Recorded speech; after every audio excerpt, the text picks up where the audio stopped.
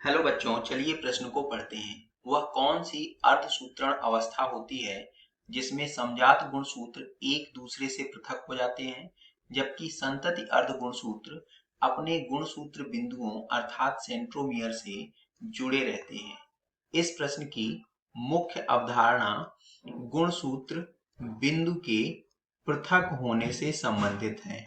गुणसूत्र बिंदु वह संरचना है जिसके द्वारा दो गुणसूत्र अर्थात दो अर्ध गुणसूत्र आपस में जुड़े रहते हैं।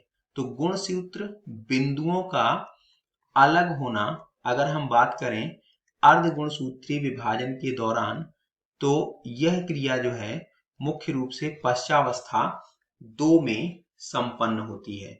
पश्चावस्था 1 में जो समजात गुणसूत्र हैं वह पृथक हो जाते हैं। उदाहरण के लिए एक ये और दूसरा समजात ये दोनों गुणसूत्र एक दूसरे से अलग हो जाएंगे। इनके गुणसूत्र बिंदुओं का विभाजन नहीं होगा।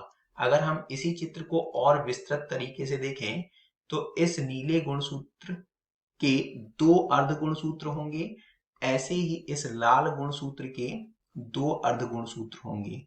तो यह चतुर्थार्थ या टेट्राड अवस्था हुई जिसमें दोनों गुणसूत्र अलग अलग हो जाएंगे और यहाँ पर जीन विनिमय भी संपन्न होगा। इसके इस लाल वाले रंग के कुछ जीन्स इस नीले वाले में आएंगे और इस नीले वाले के कुछ जीन्स इस लाल वाले में आएंगे। और जब पश्चावस्था 2 आएगी तो उसमें कोई भी एक गुणसूत्र, उदाहरण के लिए जीन अदला बदली जब होगी, जीन विनिमय होगा, तो उसके पश्चात ये लाल वाला गुणसूत्र कुछ इस प्रकार से दिखाई देगा। यहाँ पर ये नीला हिस्सा आ जाएगा और ऐसे ही इस नीले हिस्से में कुछ इस प्रकार से परिवर्तन दिखाई देंगे। इसके पास थोड़ा सा लाल हिस्सा आ जाएगा और ये हुआ इनका गुणसूत्र बिंदु। तो केवल एक ये गुणसूत्र है और दूसरा गुणसूत्र ये है जो अलग अलग केंद्रक के अंदर व्यवस्थित होंगे।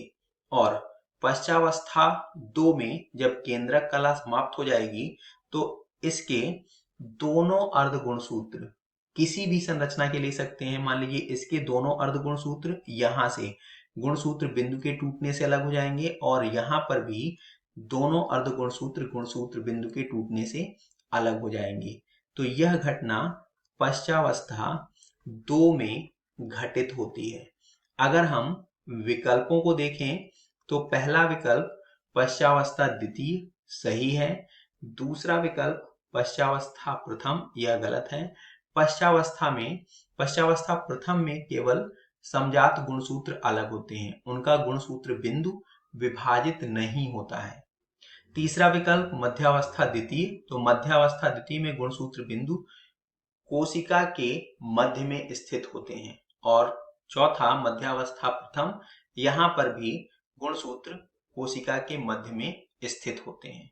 अतः दिए गए प्रश्न का सही उत्तर विकल्प ए पश्चावस्था द्वितीय है। आशा करते हैं आपको समझ आया होगा। धन्यवाद।